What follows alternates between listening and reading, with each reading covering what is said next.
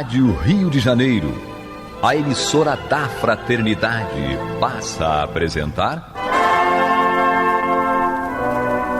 Luz na Penumbra, programa que leva ao seu coração a mensagem da doutrina espírita.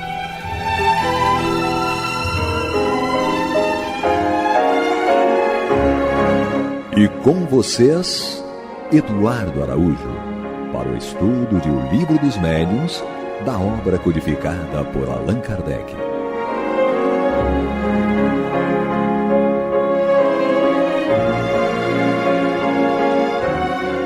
Olá, prezados amigos da Rádio Rio de Janeiro, sejam todos muito bem-vindos. Está entrando no ar o programa Luz na Penumbra, com o estudo de O Livro dos Médiuns de Allan Kardec, comigo Eduardo Araújo, com ele Paulo Renato.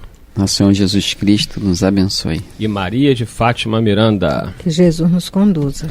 Nós estamos aqui estudando o Livro dos Médiuns no seu capítulo de número 10, que trata da natureza das comunicações. Nós estamos no tópico Comunicações Sérias, que é no item 136, tá? Então vocês coloquem no item 136, Comunicações Sérias. Nós já lemos o primeiro parágrafo, agora vamos ao segundo parágrafo. Então vamos aqui. Maria de Fátima Miranda, lê aí que eu estou quase sem voz. No tocante às comunicações sérias, cumpre se distingam as verdadeiras das falsas, o que nem sempre é fácil, porquanto, exatamente à sombra da elevação da linguagem, é que certos espíritos presunçosos ou pseudo-sábios procuram conseguir a prevalência das mais falsas ideias e dos mais absurdos sistemas. É para melhor acreditados se fazerem e maior importância ostentarem. Não escrupulizam de se adornarem com os mais respeitáveis nomes e até com os mais venerados. Esse é um dos maiores escolhos da ciência prática. Dele trataremos mais adiante com todos os desenvolvimentos que tão importante assunto reclama. Ao mesmo tempo que daremos a conhecer os meios de premonição contra o perigo das falsas comunicações. E aí, Paulo Renato?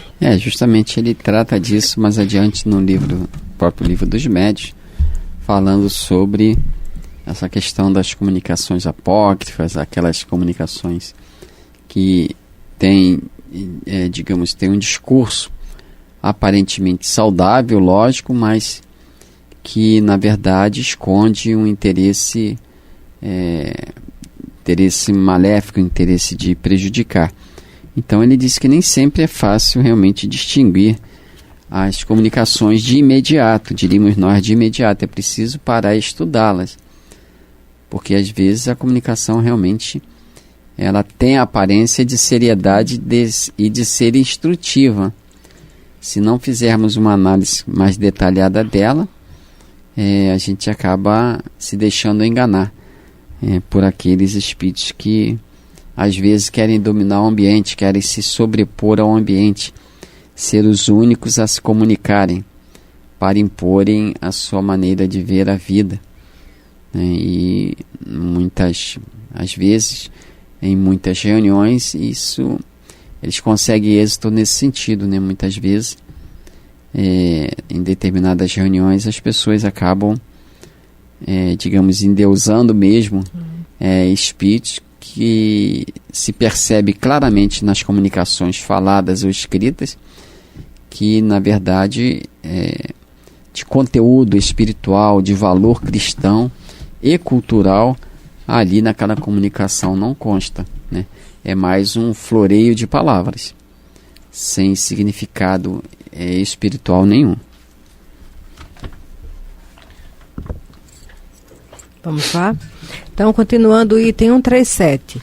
Instrutivas são as comunicações sérias, cujo principal objetivo consiste no ensinamento qualquer, dado pelos espíritos, sobre as ciências, a moral, a filosofia. São mais ou menos profundas, conforme o grau de elevação e de desmaterialização do espírito.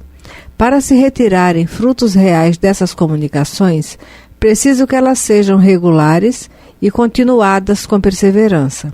Os espíritos sérios se ligam aos que desejam instruir-se e lhes secundam os esforços, deixando aos espíritos levianos a tarefa de divergirem os que em tais manifestações só veem passageira distração. Unicamente pela regularidade e frequência daquelas comunicações se pode apreciar o valor moral e intelectual dos espíritos que as dão e a confiança que eles merecem.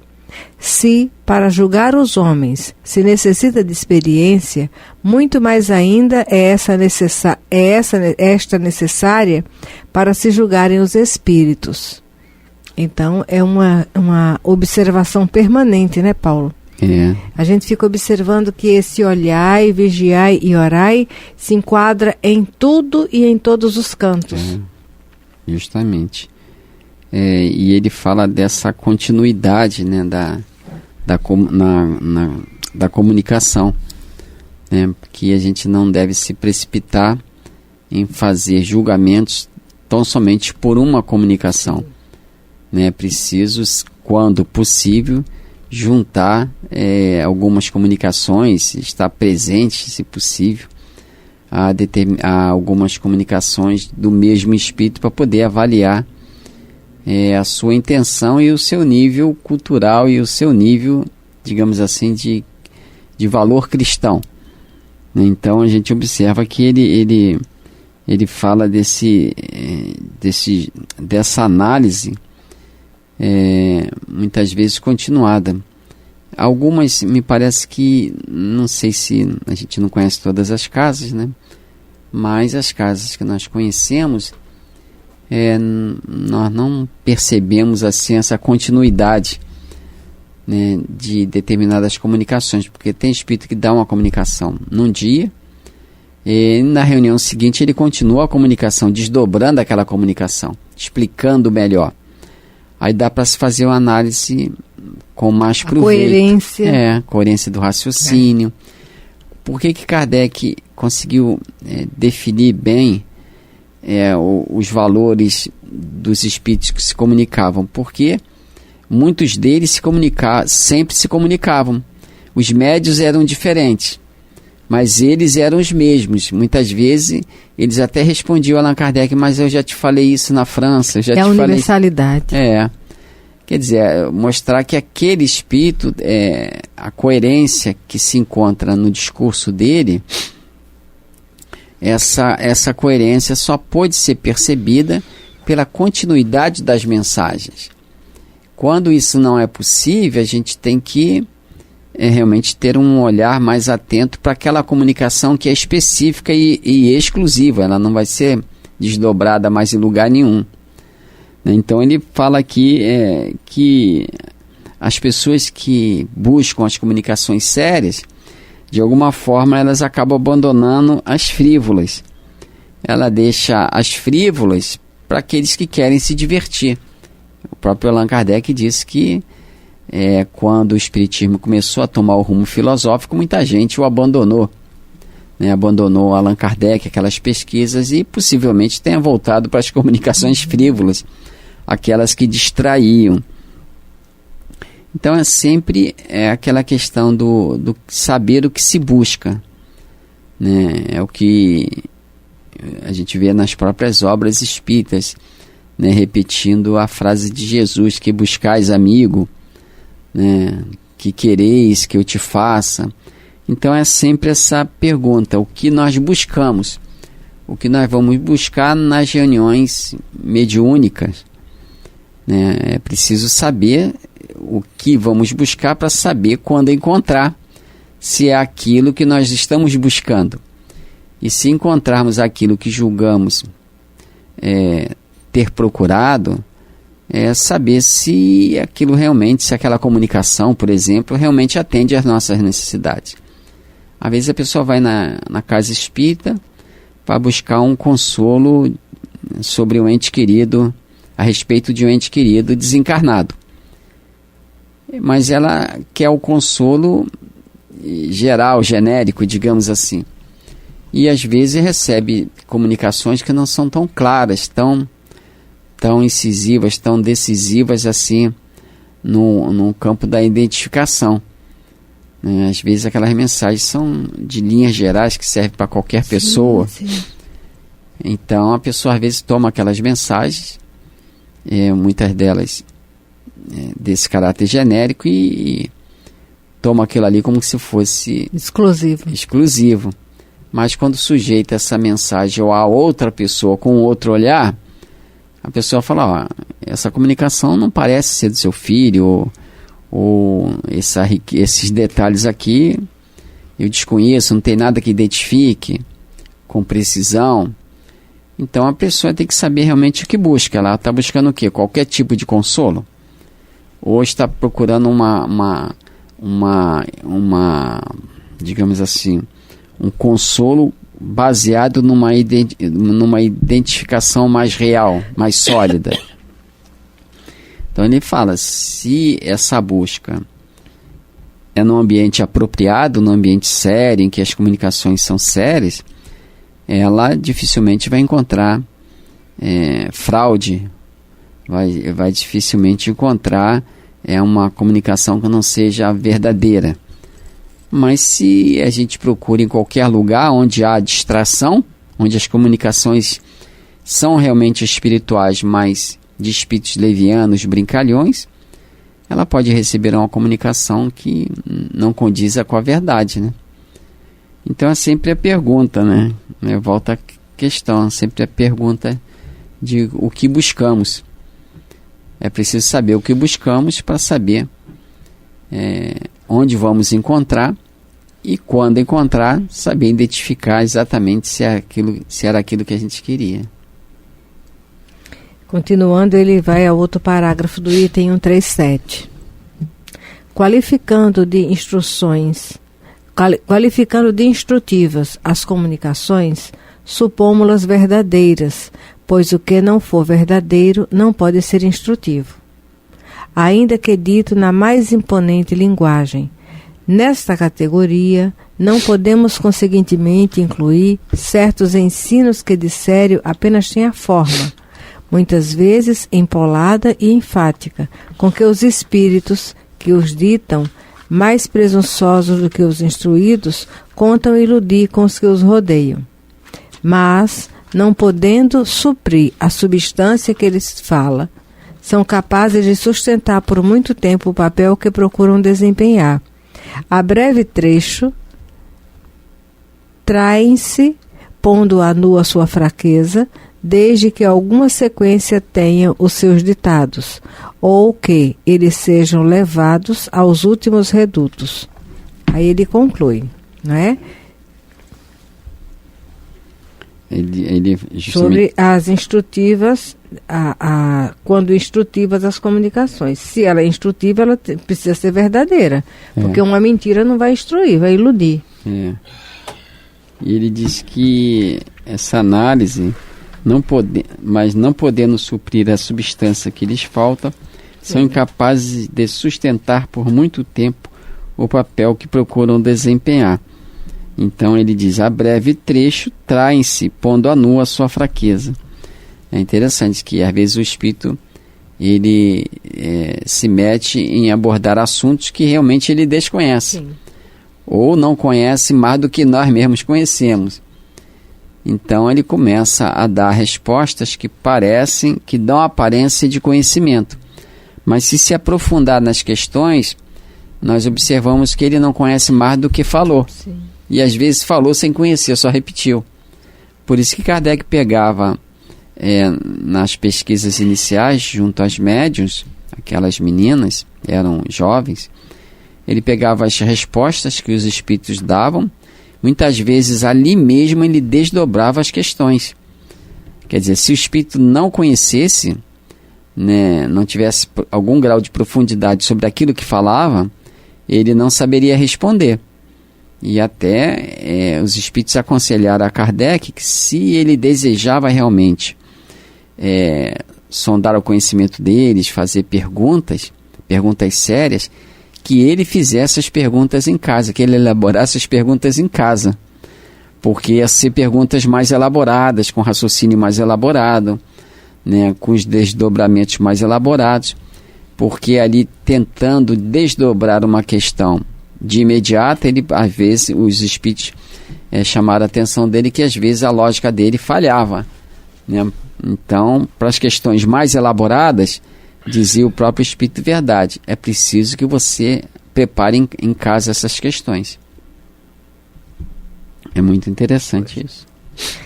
Cada um vai raciocinar de acordo com a sua profundidade, mas aquele que conhece vai saber identificar, não é? O fundo daquela colocação, daquela observação. Vamos lá, Miranda. 138. São variadíssimos os meios de comunicação. Atuando sobre os nossos órgãos e sobre todos os nossos sentidos, podem os espíritos manifestar-se à nossa visão por meio das aparições, ao nosso tato por impressões tangíveis, visíveis ou ocultas, à audição pelos ruídos, ao olfato pelo meio de odores sem causa conhecida. Este último modo de manifestação, se bem muito real, é incontestavelmente o mais incerto, pelas múltiplas causas que podem induzir em erro. Daí o não nos demorarmos em tratar dele. Mas é um fato conhecido, né? Você vê que Sim. Sheila, quando se apresentava, tinha um cheiro de éter, não é? Sim. Ela foi enfermeira. Pessoas que conviveram com o Chico várias vezes sentiram cheiro de rosas. Então são fenômenos que podem produzir isso, como diz Kardec, mas que são de fácil imitação, né? Então, a pessoa vai lá, abre um éterzinho escondido ali, vai ter cheiro de éter. A pessoa pode pegar uma fragrância de rosas e dizer que tem. Então, Kardec preferia não ficar muito fixado nisso, porque é facilmente utilizado para enganar também. Isso, uma vez eu assisti uma entrevista de uma senhora falando sobre o Chico. Quando o Chico a visitava, ela disse que certa feita o Chico foi na casa dela e ela começou a sentir cheiro de rosas. Ela falou, seu Chico botou perfume, mas tá tão forte, está espalhando pela casa toda. Né? E depois o Chico falou para ela que era a presença espiritual. Mas é interessante, o Chico estava ali, só os dois, não tinha como criar fraude, né? Sim. O cheiro teria que estar impregnado na sua roupa, porque o perfume fica impregnado no corpo, na roupa, mas ali no caso o cheiro de rosas estava espalhado no ambiente, né? Então demonstra muito bem essa presença espiritual, a presença física, se é que se pode dizer assim, dos espíritos. Mas ver como Kardec era cuidadoso, né? Sim, o critério. Se é uma coisa facilmente de ser enganada, ele preferiu deixar um pouco mais enganado. Agora, falando desse negócio de cheiro, eu lembro do cheiro da minha mãe. Porque eu fui estudar longe e eu tinha medo de não acordar na hora da aula, que eu sempre estudei à tarde, aí quando fui para Maceió eu tinha que acordar de manhã cedo. Aí ela falava, antes de você dormir, você pensa em mim. Porque eu vou te ajudar a acordar no horário. Nas primeiras vezes, eu ouvi a voz dela me acordando, mas depois eu comecei a sentir o cheiro dela. E você sabe que depois que ela depois de desencarnada, eu registrei a presença dela próxima a mim pelo cheiro, porque cheiro de mãe é único. Minha filha sabe disso. Minha filha sabe disso. Ela fica cheirando a minha esposa, fala assim, cheiro de mãe.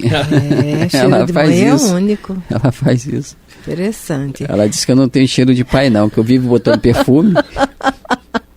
Bem, pelo menos falou que você está fedendo, já é alguma coisa. Menina, mas tem tudo a ver com a química do corpo, porque dormiu lá dentro. Minha filha vive fazendo isso. Cheiro de pai, eu associo meu pai com a loção de barba que ele usava, só isso. Os pais são superficiais. Mas olha só, ele conclui dizendo, daí o nos não demorarmos em tratar dele. O que devemos examinar com cuidado são os diversos meios de se obterem comunicações, isto é, uma pergunta regular e continuada de pensamentos. Esses meios são as pancadas, a palavra e a escrita. Estudá-los-emos em capítulos especiais. Quer dizer, é muito mais fácil você ter um controle, né, com a palavra, com a escrita, do que com odores, né? Os odores, eles são facilmente manipuláveis. Então, fala, Paulo Renato. Não, aí que a época de Kardec, muita gente resolveu ganhar dinheiro fraudando, né, os charlatões fraudando aqueles fenômenos. E esses eram, como a da tipologia, né, esses fenômenos, digamos assim, de apresentação física, né, eles são fáceis de serem imitados, burlados, seja lá como seja. Então, o mais fácil para a identificação mesmo é o campo racional, né? A análise das comunicações escritas ou faladas, especialmente as escritas, que é mais fácil, porque você leva para casa, pensa, reflete com elas, né? Você vê que Kardec, eu não lembro exatamente qual foi o momento em que criaram os gravadores, né, de voz. Eu não sei, vou até dar uma consultada aqui. Mas para Kardec era fundamental à época a psicografia, porque era o registro. Estava ali materializado a palavra do Espírito. Até tinha, né, comunicações dos médios que eles chamavam de falantes naquele momento, mas eu não sei se naquele momento ele tinha como gravar isso, eu não sei. Até aquele livro agora, Instruções Psicofônicas, ele foi resultado dessas gravações das reuniões com o Chico. Quase o pessoal não tinha gravador, alguém cedeu um gravador para a equipe. Se não me engano, foi Herculano Pires. Que cedeu, né? E eles passaram a gravar, a registrar fisicamente aquelas informações vindas do mundo espiritual. Porque se não fossem psicografadas ou se não fossem gravadas, cada um reteria da mensagem uma parcela que poderia distorcer, né? Eu estou vendo aqui, ó, segundo o Google, em 1857, publicação do livro, na época da publicação do Livro dos Espíritos, um bibliotecário francês, Edouard Léon Scott, que tinha que ser Eduardo, né? Inteligente. Tinha que ser. Ele criou o fonoautógrafo, que teria sido o primeiro aparelho capaz de registrar sons, mas isso ainda estava incipiente. Quer dizer... Fono o quê? Autógrafo? Eles colocam aqui como fonoautógrafo. 1857, então não dava para usar. Aí tem aqui, na revista Galileu, dizendo que ouça a mais antiga gravação de voz humana feita em 1860. Quer dizer, na época de Kardec era algo que ainda era muito inicial, rudimental. Então, assim, ele não tinha como gravar as reuniões em que as comunicações fossem de médiuns falantes. Provavelmente, talvez até alguém transcrevia alguma coisa ali. Eu não sei como ele fazia, mas por isso que foi dado um foco total, né, tanto por parte dos espíritos quanto dele mesmo, pelas comunicações escritas. Que ultrapassa o tempo, né? Sim, e o próprio Chico, né? Os livros eram, né, todos. Não é à toa que ele recebeu livros, né, que vai de geração em geração, passa, repassa, e está aí o registro para quem quiser ler em qualquer época. Isso aqui é importante. Os espíritos materializaram a palavra de Deus como nos 10 mandamentos, que foi escrito com o dedo de Deus em pedra, não é isso? Quer dizer, o primeiro livro da humanidade. É a necessidade de materializar aquilo que deve ter caráter de permanência. Bem, dito isto, chegamos ao final de mais um programa. Com o que me resta de voz, eu me despeço de vocês. Muita paz, até semana que vem, se Deus quiser. Que Deus nos abençoe. Jesus nos conduza. Você está ouvindo o programa Luz na Penumbra.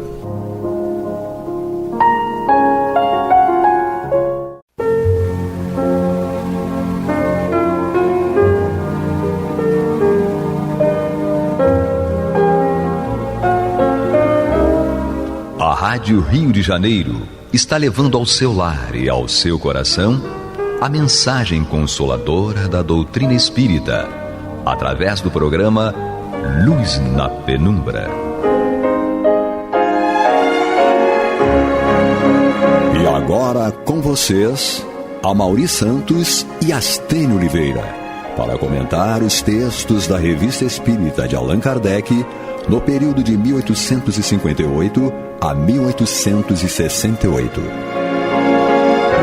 Olá, amigos, olá, irmãos. Estamos agora aqui novamente para estudarmos a Revista Espírita de 1858 a 1868.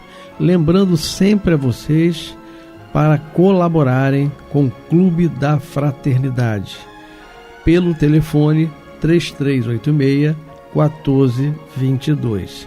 3386-1422. Eu, Amaury Santos e Astênio Evangelista de Oliveira.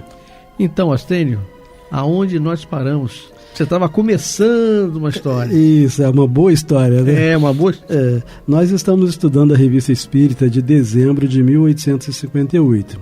E o tema que nós estávamos estudando no programa anterior, que vamos continuar hoje, é um espírito nos funerais do seu corpo, estado da alma no momento da morte.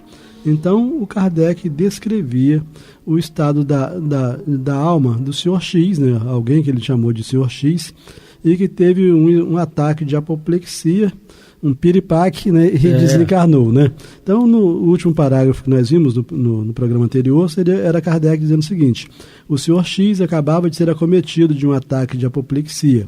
Algumas horas depois de sua morte, o Sr. Adrien, que era um médium, né, um de seus amigos, achava-se na câmara mortuária, essa câmara mortuária que era na própria casa dele, com a esposa do defunto.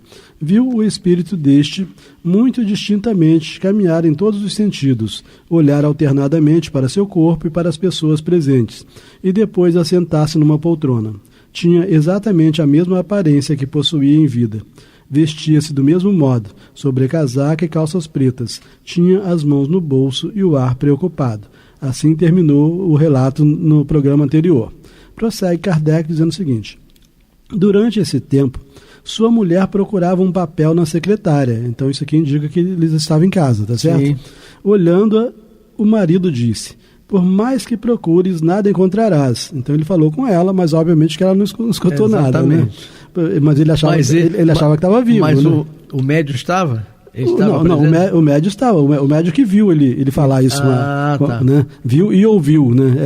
Ele falar isso com a esposa. Então, durante esse tempo, sua mulher procurava um papel na secretária. Olhando-a, o marido disse: por mais que procures, nada encontrarás. Ela nada suspeitava do que então se passava, pois o Sr. X era visível apenas ao Sr. Adrien, tá certo? Bom, e vale lembrar que esse Sr. Adrien estava lá presente porque ele era amigo do Sr. X, né? Foi amigo dele em vida. Bom, no dia seguinte, durante o serviço fúnebre, então a câmara mortuária realmente era na casa dele. Era normal, né? Era em casa. Isso, estava em casa. Ficava em casa. No dia seguinte, durante o serviço fúnebre, o Sr. Adrien viu novamente o espírito do amigo vagando ao lado do caixão. Então, se ainda estava vagando, é porque ainda estava em período de confusão, sem saber ainda o que tinha acontecido, né? Então, o Sr. Adrien viu novamente o espírito do amigo vagando ao lado do caixão, embora não mais portasse o costume da véspera, né? E aí, quer dizer, a vestimenta e tal, só que agora ele não diz qual era a vestimenta dele, né? Então, embora não mais portasse o costume da véspera, fazia-se envolver por uma espécie de túnica, ele relata, agora era uma espécie de túnica que ele estava utilizando, estabelecendo-se entre ambos a seguinte conversa. Então agora o Sr. Adrien conversando igual um doido, conversando com... falando sozinho. Falando sozinho, né? Notemos de passagem que o Sr. Adrien absolutamente não é sonâmbulo e que nesse momento, tanto quanto no dia anterior, estava perfeitamente desperto e o espírito lhe aparecia como se fosse um dos assistentes do enterro. Pergunta: dize-me uma coisa, meu caro espírito, que sentes agora? Obviamente que eu estou falando assim que ele estava igual um doido, mas ele podia estar fazendo essa pergunta mentalmente também, porque a gente sabe que a comunicação entre os espíritos não precisa usar o tom da voz, né? Então diz-me uma coisa, meu caro espírito, que sentes agora? Aí ele respondeu assim: bem e sofrimento. Então, quer dizer, ele estava se sentindo bem, quer dizer, comparando com alguém que esteja muito enfermo, né, ele estava bem, né?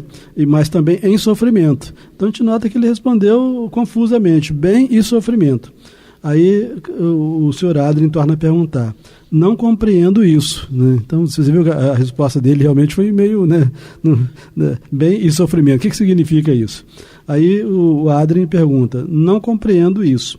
E ele responde: sinto que estou vivendo minha verdadeira vida e, no entanto, vejo meu corpo aqui neste caixão. Obviamente, quando ele fala sinto que estou vivendo minha verdadeira vida, ele estava se referindo à vida do mundo físico. Ele não conhecia a vida do mundo espiritual. Ele se surpreendeu, né?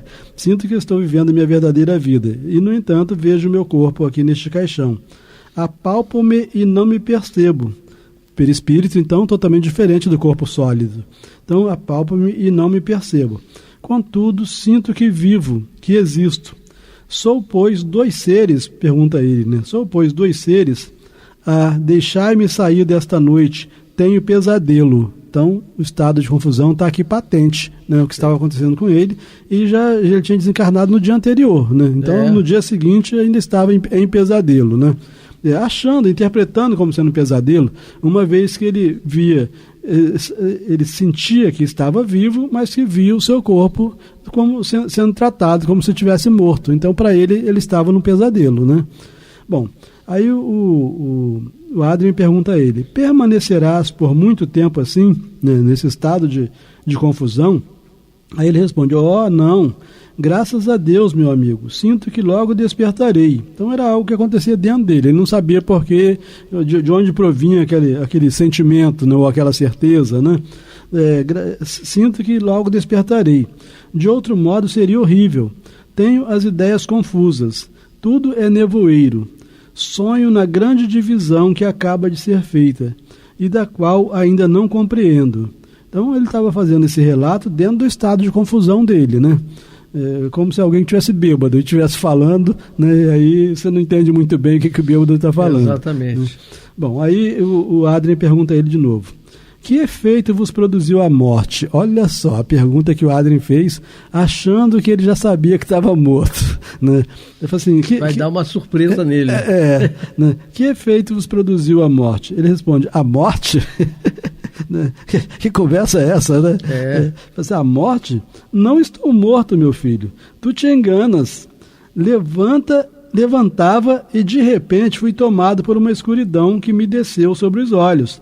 Então, quando ele ia se levantar, ele teve a apoplexia, lá o ataque apoplético, né, e desencarnou, né? Levantava e de repente fui tomado por uma escuridão que desceu sobre os olhos. Depois me ergui. Julga o meu espanto ao me ver e me sentir vivo, percebendo ao lado sobre a laje meu outro ego deitado. Minhas ideias eram confusas. Ele fala, eram como se não fossem mais. Né? Minhas ideias eram confusas. Errei para me refazer, mas não pude. Então, errei para ser no sentido de caminhar, né? Para lá, para cá, esse tipo de coisa. Errei para me refazer, mas não pude. Vi chegar minha esposa, velar-me, lamentar-se, e me perguntei, por quê? Consolei-a, falei-lhe, mas não respondia, nem me compreendia. Foi isso que me torturou, deixando-me o espírito ainda mais perturbado. Então, o que mais gerou sofrimento para ele... Confusão, né? Foi querer dizer, eu estou vivo, né? Por que você está chorando? Né? Só que ele dizia isso, só que ninguém escutava, né? Bom, somente tu me fizeste o bem. Isso ele falando com a esposa, né? Aquele falando com o Adrien. Quem fez o bem a ele foi o Adrien, tá? Somente tu me fizeste o bem, porque me ouviste e compreendes o que quero. Tu me auxilias a pôr em ordem minhas ideias e me fazes um grande bem. Mas por que os outros não fazem o mesmo? Eis o que me tortura. O cérebro está esmagado em face dessa dor. Irei vê-la. Quem sabe ela me entenda agora. Até logo, caro amigo. Chama-me e irei ver-te. Far-te-ei uma visita de amigo. Surpreender-te-ei. Até logo. Então, até aqui ele estava achando que estava vivo, né? Então ele ia sair dali, ia lá ver a mulher, que certamente ainda não tinha chegado no funeral ainda, né? Mas ele estava achando que ele estava vivo, conversando com um amigo. E os outros amigos não faziam a mesma coisa que o Adrien, né? Então, daí a confusão. E a gente vê pela justiça divina, né, que tudo depende de nós, né? Quer dizer, exatamente. A gente não tem que necessariamente passar por esse estado, ou pode reduzir muitíssimo esse estado, né? Quer dizer, a gente vê, eu me lembro de algumas poesias, né, de Alta de Souza, por exemplo, do Cruz e Souza, que estão no livro Parnaso de Além Túmulo, em que eles descrevem o momento da desencarnação deles, e como poetas eles descrevem muito bem, e que era um verdadeiro prazer, uma verdadeira alegria, o momento de ausentar-se do corpo, né? Então a gente vê que Deus é extremamente justo, cada um colhe o que planta, né, o tempo inteiro, né? Bom, prosseguindo então com a questão do espírito no próprio velório. A seguir, o Sr. Adrien o viu aproximar-se do filho, que chorava. Curvou-se sobre ele, permaneceu alguns instantes nessa posição e depois partiu rapidamente. Então o filho estava lá no velório e ele partiu rapidamente para ir ao encontro da esposa. Não havia sido entendido, mas imaginava por certo ter produzido um som. Então ele falava com o filho, achando que o filho estava escutando, né? Quanto ao Sr. Adrien, estava persuadido de que aquilo que dizia o Sr. X chegava até o coração do filho. Então a comunicação... A vibração, isso, né? Mente a mente só, né? Isso. Então chegava até o coração do filho, comprometendo-se a prová-lo. Mais tarde viu o rapaz. Estava mais calmo. Então, de fato, a conversa do pai com o filho produziu um efeito positivo no filho. Exato. Não obstante o filho não ter ouvido nada, né, mas é como se tivesse ouvido, porque aquilo o acalmou. Aí Kardec coloca aqui uma observação no final, né? Terminou o relato a respeito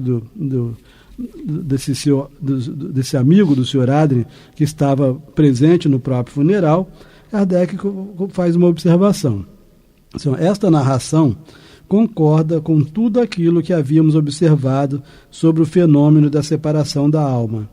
Confirma, em circunstâncias bastante especiais, essa verdade. Após a morte, o espírito ainda está ali presente, nos funerais, né? Quer dizer, obviamente que isso pode acontecer, ou não, né? Mas que é possível, né? Enquanto todos acreditam ter diante de si um corpo inerte, ele vê e escuta tudo quanto se passa à sua volta. Penetra o pensamento dos assistentes e sabe que, entre si e estes últimos, a única diferença que existe é a visibilidade e a invisibilidade. As lágrimas hipócritas dos ávidos herdeiros não o enganam. Quantas decepções devem os espíritos experimentar neste momento, né? Olha, aquilo que a gente estava conversando. Isso. Né? Choram no enterro. A morte, né, não me lembro qual espírito que a descreve assim, dizendo que a morte é a grande colecionadora das verdades. Exato. Né? Então, o espírito desencarna, vê lá o filho chorando, mas sabe se ele está chorando de fato, né, ou se ele está fazendo uma média. Uma média, um teatro, né, que ele está assim, já fazendo cálculo já do que ele vai que ele vai receber. do que ele vai levar na herança, né? Como é que vai ser a vida dele a partir dali. Obviamente que quem não deixou herança nenhuma, não deixou nada, ainda é amaldiçoado ainda. Né? Exatamente. Deixou só dívida. Quantas pessoas, né, quantos seres se frustram, né? Isso. Quando vem a verdadeira sinceridade que é transparente, né? O Manuel Filomeno de Miranda, ele narra um fato, né, assim, bem rapidamente, de um frequentador de centro espírita. Não poderíamos chamá-lo bem de espírita, porque o espírita ele trabalha, né? Esse era frequentador de centro espírita, porque se frequenta o centro, mas não trabalha, então não é espírita. Bom, mas aí ele era até corretor de imóveis, não sei o que lá. Bom, e quando ele desencarnado, embora tenha sido espírita, ficou vagando, porque não era espírita de fato, né? E aí quando ele ficou entre a casa dele e o centro espírita onde ele frequentava. Essa era a grande realidade dele. Então, a hora ele estava lá no centro espírita como desencarnado, hora na casa dele, e na casa dele ele via que as pessoas só falavam sobre a partilha. Quer dizer, nem junto à família ele conseguiu grande sucesso. Né? Que decepção. Bom, então passemos para outro tema na própria Revista Espírita de dezembro de 1858, e esse tema agora é fenômeno de bicorporeidade. Esse fenômeno já é bastante conhecido dos espíritas, né? Principalmente os casos de Antônio de Pádua, né, de Santo Afonso de Liguori, né, em que foram vistos pelos encarnados, né, em 2 lugares ao mesmo tempo, né, só que obviamente num lugar dormindo, né, ou sentado sem estar em ação, em outro lugar em ação, né, não está nunca em ação em 2 lugares ao mesmo tempo, né, porque a alma é uma só, né, o espírito é um só. Bom, fenômeno de bicorporeidade.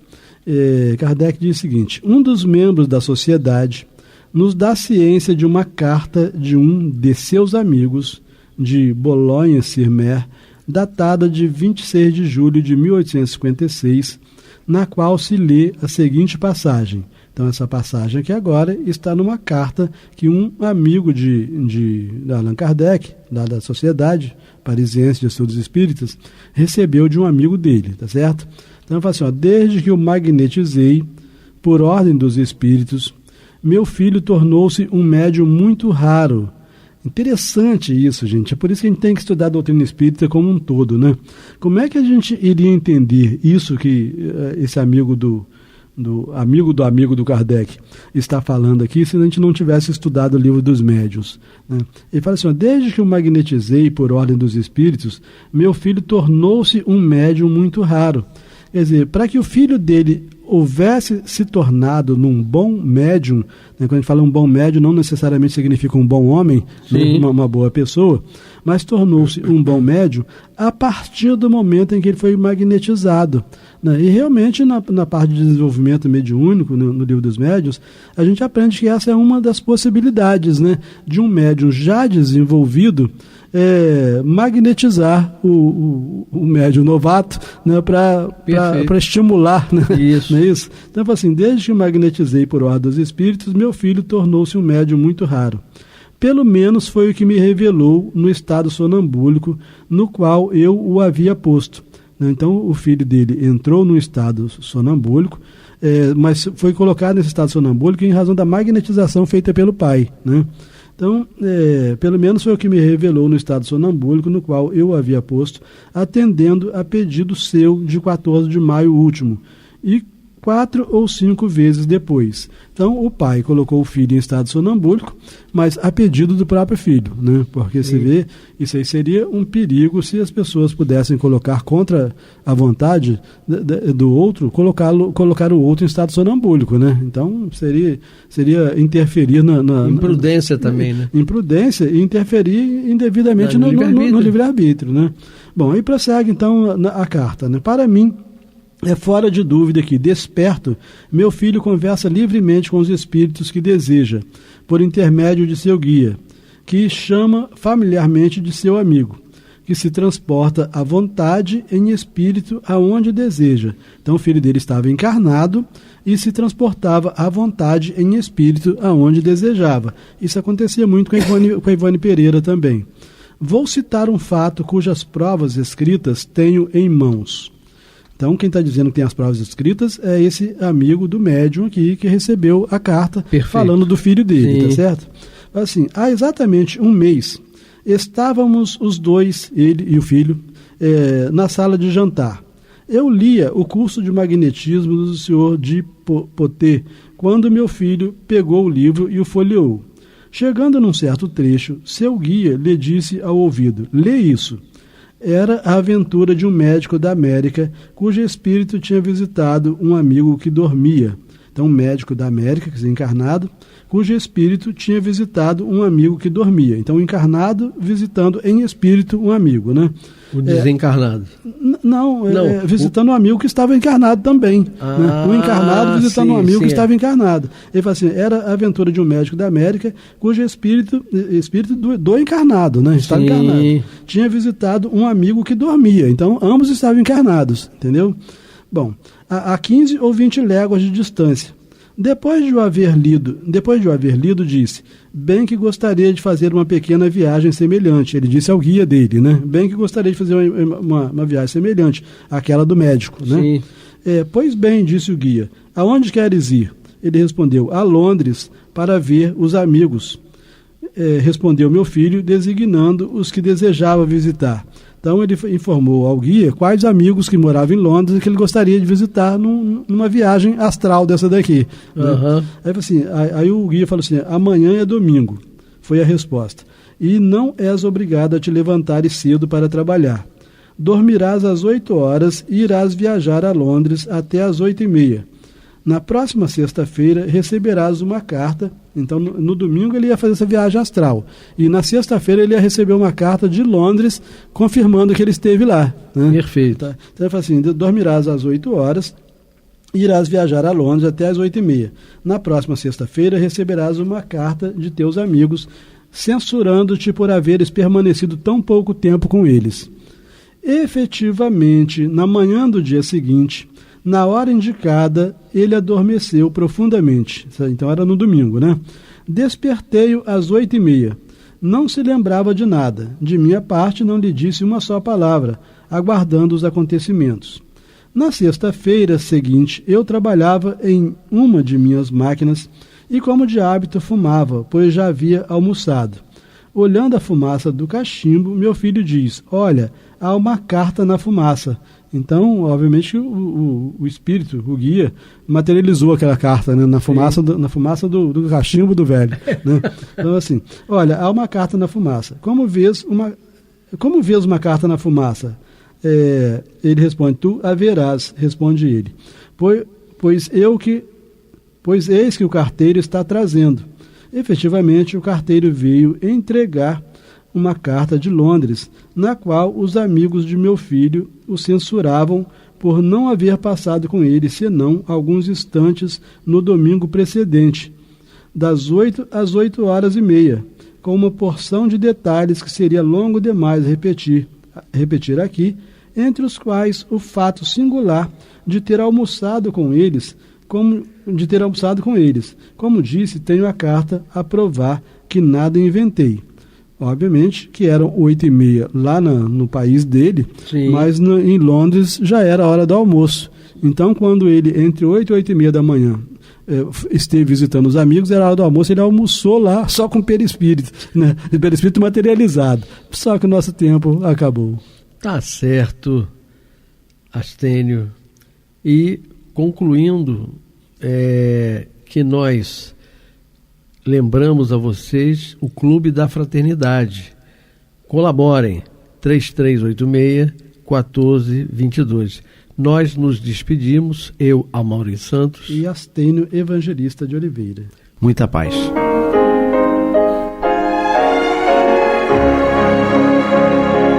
E vamos ouvir agora a prece de encerramento de nosso programa, na voz de Geraldo de Aquino. Jesus, dá-nos coragem para a luta, piedade para os insultos e misericórdia para as injustiças e ingratidões. Limpa nossa alma de inveja e ambições mesquinhas, de ódio e de vingança o nosso caminho. E que dentro em pouco, ao recolher-nos de novo ao calor do nosso leito, para que o sono nos dê a paz e o esquecimento das tristezas humanas, possamos sentir, Senhor, no mais íntimo de nosso ser, a doçura indefinível do Teu amor e a grandeza incomparável da Tua divina presença. Que assim seja.